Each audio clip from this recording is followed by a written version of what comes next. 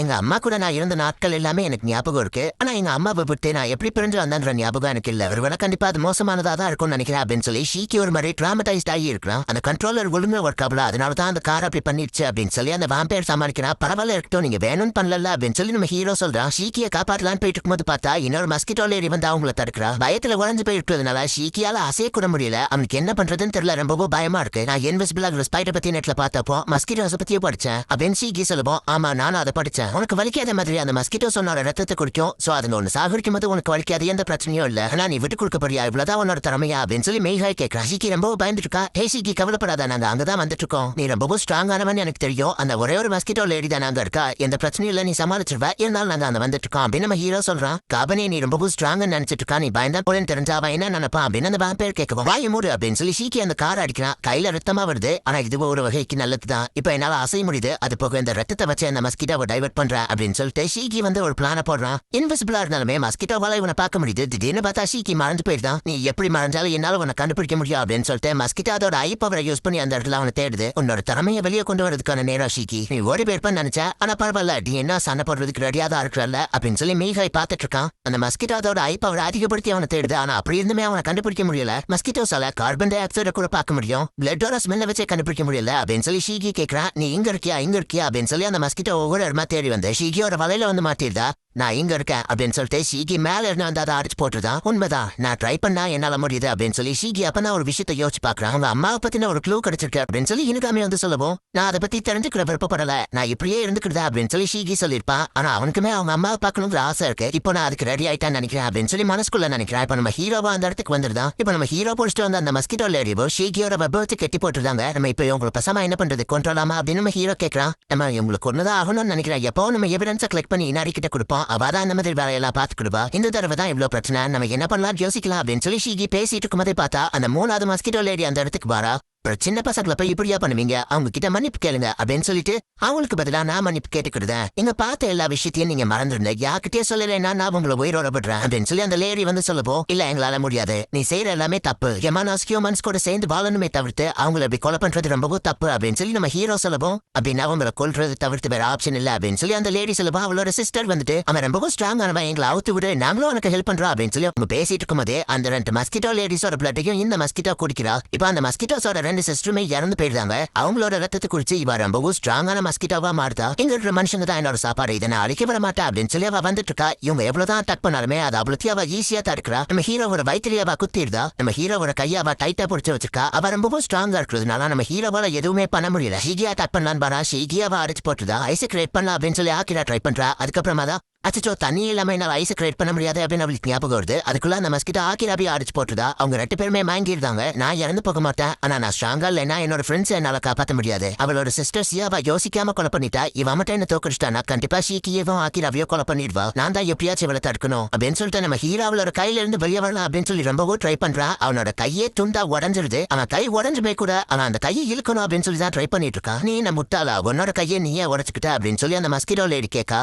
இந்த பசங்க மட்டும் இறந்து போயிட்டாங்கன்னா என்னதான் கிட்ட என்னால பதில் சொல்ல முடியாது. ஹே காபனே, என்கிட்டயோ அந்த லேடி கிட்டயோ எதனால தோத்து போறான்னு தெரியுமா? நீ உன்னோட ஹியூமன் ஸ்ட்ரென்த் வச்சுதான் சண்டை போடுற, உன்னோட கெமானோ ஸ்ட்ரென்த்தை பயன்படுத்து அப்படின்னு சொல்லி மீகாய் சொல்றான். எனது கெமானோ ஸ்ட்ரென்த் அப்படின்னு நம்ம ஹீரோ கேட்கவும், நீ ஹியூமன் கிருதியா மறந்துரு, உன்னோட கெமானோ இன்ஸ்டிங்க்ட ஃபாலோ பண்ணு, இப்போ உனக்கு என்ன தோணுது அப்படின்னு சொல்லி அவன் கேட்கவும், நான் இந்த மஸ்கிட்டோவை தோக்கடிக்கணும், என் ஃப்ரெண்ட்ஸை காப்பாற்றணும் அப்படின்னு நம்ம ஹீரோ சொல்லவோ, அதுதான் உன்னோட இன்ஸ்டிங்க்ட், உன்னோட ஹார்ட்டை ஃபாலோ பண்ண அப்படின்னு சொல்லி மீகாய் சொன்ன உடனேயுமே நம்ம ஹீரோ அதே மாதிரியே பண்றான். இப்ப செம ஸ்ட்ராங் ஆகி அதோட கையவே துண்டா பிச்சு போட்டுதான். வேண்டாக்கின்னு விட்டுரு அப்படின்னு சொல்லி அந்த மஸ்கிட்டோ லேடி கெஞ்ச ஆரம்பிக்கிறா. யார்ட்டோ என்னோட செயினை புடுங்கினப்போ நான் ஒரு மான்ஸ்டரா மாறினேன், அந்த பவர் எனக்கு கிடைச்சிருச்சு. அப்ப என்கிட்ட ஒரு கண்ட்ரோல் இல்ல, ஆனா இப்போ என்கிட்ட ஒரு கண்ட்ரோல் இருக்கு, இதுதான் என்னோட ஹார்ட்னு நினைக்கிறேன் அப்படின்னு சொல்லி நம்ம ஹீரோக்கு புரியுது. இப்ப திரும்பவும் நம்ம ஹீரோ நார்மலா மாறிட்டு என்னாச்சு நான் நார்மலா மாறிட்டேன்னு கேட்கறேன். நான் இப்ப ஆபத்துல இல்ல அதனாலதான் அப்படின்னு சொல்லி அவன் சொல்லவோ, சரி அவளோட காலை உடைக்கலாம் அப்படின்னு சொல்லி நம்ம ஹீரோ போறான். காபனே வேண்டா போது திரும்ப வந்துருந்த அப்படின்னு சொல்லி இனுக்காமே பேசுறான். அட என்னப்பா நீ உன்னோட கதவை திறந்து விட்டுட்டா, நீ என்னோட ஃபன்னை கெடுக்க பாக்குறியே அப்படின்னு சொல்லி மீகாய் கேட்கறான். இன்வெஸ்டிகேஷன் பண்றதுக்காக தான் அவங்களை அனுப்புனேன், இனாரு கிட்ட சொன்னா அவ மத்ததை பாத்துக்கிடுவா, நீங்க திரும்ப வந்துருந்த அப்படின்னு சொல்லி அவன் சொல்றான். அவங்க பேசிட்டு இருக்கும்போதே ஆமா அப்படின்னு சொல்லிட்டு இனாரியோட ஆள் வரான். நான் தான் இனாரி கிட்ட வேலை பாக்குற புது கார்ட்ஸ்னே அப்படின்னு சொல்லி அவன் தன்னை இன்ட்ரோடியூஸ் பண்ணிக்கிட்டான். என்னோட பேர் நோபி மாறு, உன்னை பார்த்ததுல சந்தோஷம் காபனே அப்படின்னு அந்த பையன் வந்து நிக்கவோ, இவன் யாரு அப்படின்னு சொல்லி மீகாய் கேட்கறான். இனுக்காமிக்கே அவன் யாருங்கிறது தெரியல. இதுக்கு மேல எல்லாத்தையும் என் கிட்ட விட்டுறேன், நான் பாத்துக்கிட்டேன் அப்படின்னு சொல்லிட்டு அந்த மஸ்கிட்டோ லேடி மேல போயிட்டு அவன் டச் பண்றான். அப்படியே ஒரு சொருக்கு போடப்போ அவ அப்படியே இறந்து போயிட்டா. எப்பவுமே நம்ம எவிடன்ஸை விட்டு வைக்க கூடாதுல்ல அப்படின்னு சொல்லி அந்த பையன் சொல்லுவோம். முக்கியமான ஒப்பத்தி மனுஷங்களுக்கு தெரியக்கூடாது, அதுக்காக தான் இப்படி பண்றியா அப்படின்னு நம்ம ஹீரோ கேட்குவோம். ஆமா அப்படின்னு சொல்லிட்டு அந்த சிஸ்டர்ஸையுமே இப்ப அவன் எரிச்சு விட்டுருதான்.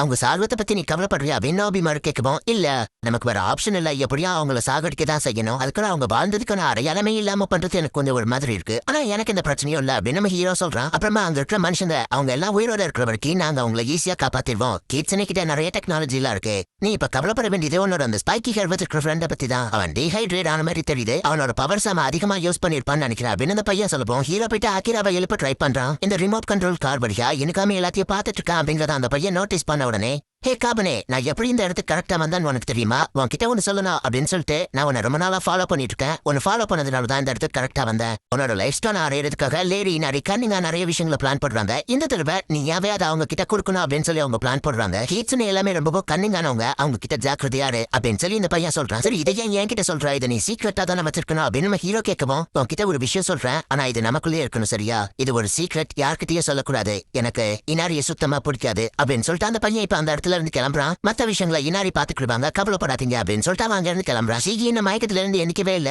அப்ப நீ அதெல்லாம் பிளான் போட்டு எங்களை ஆபத்துல மாட்டி விட்டியா அப்படின்னு சொல்லி அக்கிரா பிடிச்ச அவனை திட்டவும், அப்படிதான் நல்லா அவனை நாக்கு புடுங்கிற மாதிரி கேளு அப்படின்னு சொல்லி இனுக்காமி சொல்றான். நான் இந்த மிஷின் எடுத்து நடத்தினதுனாலதான் நீங்க எல்லாரும் இம்ப்ரூவ் ஆகி ஸ்ட்ராங்கா இருக்கீங்க, அவனுக்கு கீழே வேலை பார்த்தா கடைசி வரை ஸ்ட்ராங் ஆக முடியாது அப்படின்னு சொல்லி மெய் கை சொல்லுவோம். ஆமா உண்மைதான், நான் ஸ்ட்ராங்கா இருக்கேன் அப்படின்னு சொல்லி அக்கிரா சொல்றான். அவனோட டிராப்ல திரும்பவும் விழுந்துடாதீங்க, எனிவேஸ் நல்லபடியா வேலை பார்த்தீங்க அப்படின்னு சொல்லி இனுக்காமி அவங்க ரெண்டு பேரையும் பாராட்டுறான். என்னையவோ பாராட்டலாம்ல அப்படின்னு சொல்லி மெய் கை கேட்கவும், இது எல்லாத்துக்குமே காரணம் நீ தாண்டா அப்படின்னு சொல்லி அவன் திட்டுறான். சீக்கி என்னைக்கு போது சர்ப்ரைஸ் பண்ணணும் அப்படின்னு சொல்லி அக்கிராவும் நம்ம ஹீரோவும் பீஸா வாங்க போறாங்க. இன்னொரு தடவை அந்த பசங்களை எப்படி ஆபத்துல மாட்டி விடாத அப்படின்னு சொல்லி இனுகாமி சொல்லுவோம். நான் உனக்கு பிரச்சனையா இருக்குன்னு தோணுச்சுன்னா நீ பேசாம என்ன கொன்று ஒரு வாம்பயரை எப்படி கொள்றதுன்னு நான் நம்ம ஆளுங்களுக்கு தெரியுமே, ஆனா நீ என்ன உயிரோட விடு, நான் ஐயா இஷ்டத்துக்கு தான் இருப்பேன், அது போக எனக்கு அந்த பசங்களை ரொம்ப பிடிச்சிருக்கு அப்படின்னு சொல்லிட்டு அவன் போறான். நம்ம ஹீரோக்கு நைட்டு தூக்கமே வரல, அவனோட ஃப்ரெண்ட்ஸ் ரெண்டு பேருக்கு அடிபட்டு கிடந்தது அவன் ஞாபகம் வருது. ஒரு வேளை இறந்து போயிட்டாங்களோ அப்படின்னு சொல்லிட்டு ஹார்ட் பீட்டை செக் பண்ணி பாக்குறான். ரெண்டு பேருக்கும் ஹார்ட் பீட் இருக்குன்னு நல்ல வேலை உங்களுக்கு எதுவும் ஆகல அப்படின்னு சொல்லி கொஞ்சம் நிம்மதியாகிறான். இப்ப அடுத்த நாள் காலையில ஆகுது, எதுக்குடா என் பின்னாடியே வந்துட்டு இருக்கா அப்படின்னு சொல்லிட்டு ஷீக்கி நம்ம ஹீரோவை போட்டு திட்டுறான். நேற்று நீ எந்துக்கவே இல்ல, மயங்கி போயிட்டல, அவன் உன் மேல அக்கறையா இருக்கான், அதான் இப்படி பண்றா அப்படின்னு சொல்லி அக்கிராவும் எனக்கு கம்மியா சொல்றான். நம்ம ஹீரோ ஒரு மாதிரி ஃபேஸ தங்க பிரபு என்னாச்சு அப்படின்னு சொல்லி அக்கிரா கேட்கறான். நான் எதையோ மறந்த மாதிரி தோணுது அப்படின்னு சொல்லி அப்பதான் நம்ம ஹீரோக்கு கோனோட ஞாபகம் வருது. உடனே கோனை போய் கூப்பிடுறான். சாரி நான் வர கொஞ்சம் லேட் ஆயிடுச்சு அப்படின்னு சொல்லுவோம். நல்ல இடத்துல நீ வந்துட்டியா,